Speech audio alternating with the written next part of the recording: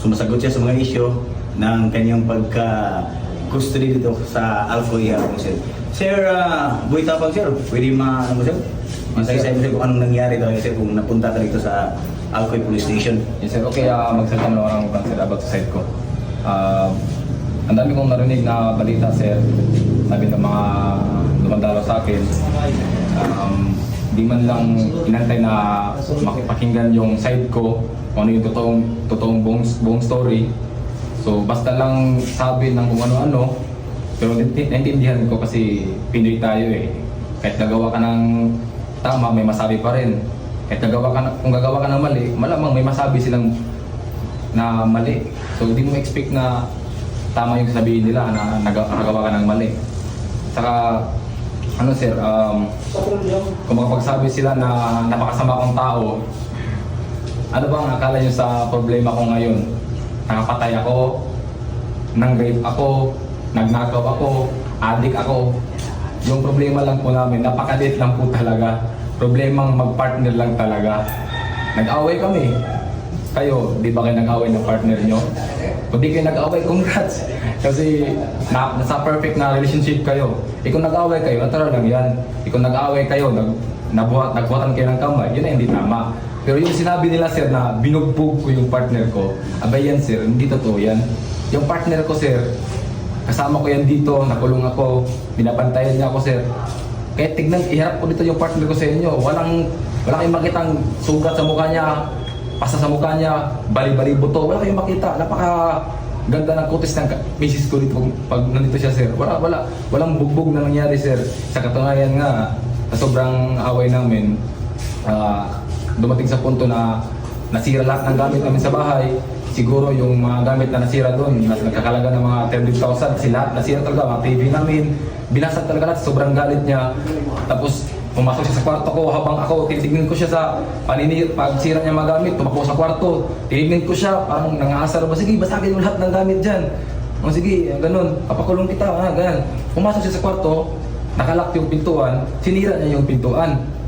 Tapos pagkasira, pumasok siya sa nabutas na pintuan, yung sira na pintuan, yun yung hinampas niya sa akin. Nung pag-ampas niya, niyakap ko pa nga siya eh. Sabi ko, tama na kasi naawan ako sa mga gamit ko. So, nung hinakap ko siya, hanggang dumating yung mama ko, nagalit yung mama ko na bakit daming sira dito. Napagalitan siya, hanggang nag-away sa mama ko, hanggang lumala tuloy yung away, hanggang pumunta siya dito sa police station. Nag-report siya. Hinayaan ko, mag-report ka doon kasi hindi na takot kasi wala naman. Normal na away lang sa partner. Walang bugbugan na nangyari sir. Walang bugbugan na nangyari. Tapos nag-report siya dito, nung pagpunta niya dito, dumating yung pulis sa bahay, kinausap ako, sumama ako sa pulis. Ako mismo sumama, walang daming sinasabi kasi gusto ko rin i-explain sa mga pulis. Pagdating namin dito sa police station, nag-usap kami ng partner ko. Walang isang oras, nag-okay kami sana. Sabi ng partner ko, tara uwi na tayo, antok na ako. Sabi ko, sabihin mo sa pulis na uwi na tayo. Eh, pagkasabi niya sa pulis na uwi na kami, wala na-file na yung report niya. So wala kami magawa kasi na batas eh. So kala niya yung batas kasi piling paglaruan. Eh, napasok ako sa kulungan, nagbabantay siya sa akin 24 hours. Sabi ko, ngayon, tignan mo yung report mo. Nung nangyari, nakulong ako, nagbabantay ka sa akin, lumamakawa ka. Nagmamakawa siya sa mga pulis na ipalabas ako, wala eh, may batas tayong sinusunod eh. Napakalit lang sana ng problema naman sir. Away mag-partner lang talaga. Wala, away partner, napakalit lang. Kumbaga, dapat tutukan natin na problema. Hindi ito problema ko eh. Dapat problema sa adik, problema sa magnanakaw, problema sa rapist. Mga ganyang problema ba? Ito, away partner lang. Napakalit lang talaga ng problema. Pero wala eh, vlogger tayo. Siyempre, pag vlogger tayo, kunti pagkakamali, kalat talaga yan. Mali ka na sa tingin ng tao kasi abangan nila yung pagkakamali mo. Pero wala akong problema din sir kasi mas marami pa rin naniniwala na may naiwan pa rin na kabutihan sa katawan ko.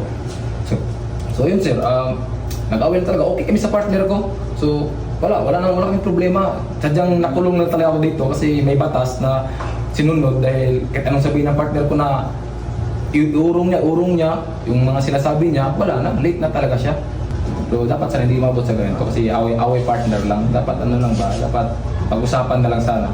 Maliban na lang kung yung partner mo, binugbog mo talaga, binugbog mo yung partner mo, yun yung hirap intindihin kasi abusado na talaga yan. Makita mo sira-sira yung mukha ng partner mo, binugbog mo, pero yung away lang talaga na napakaliit lang. Hindi kailangan na maabot sa ganito. Kaya sa magpartner dyan, away lang talaga. Away lang. Oo, wag lang magbugbugan.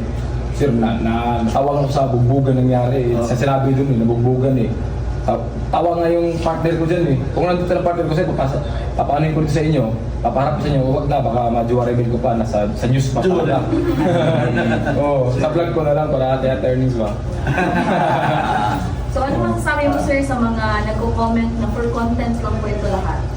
Sa mga nagsasabing for content, hindi to content, ano talaga to, nangyari talaga na hindi inasahan ba na akala niya yung ginagawa niya ng pag-report ay pwedeng bawiin na report kita.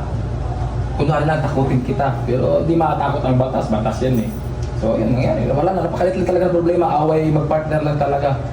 Oo, ganun lang. Sir, anong personal lesson na na-learn mo sa experience mo nito? Na-experience ko dito,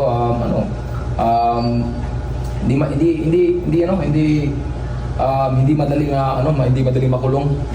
O hindi madaling makulong. Kausap mo, butiki. Oo.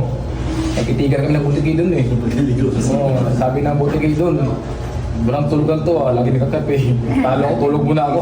So mahirap talaga sir na makulong. So dapat iwasan na lang talaga na hindi ka makulong para walang problema. Sarap mamuhay ng nakatambay sa kubo kaysa nakatambay ka sa sa kulungan kahit maligo ka doon ko naranasan maligo nakatayo ganun lang tayo tapos CCR ka ganun lang kunti lang kembot mo CCR ang hirap natutuplas ka nakatingin ka sa kisame kasi pag tingin mo sa yung sabal baka masuka ka pa. Di ba? So yan yung mga experience ko na hindi magandang balikan. Okay.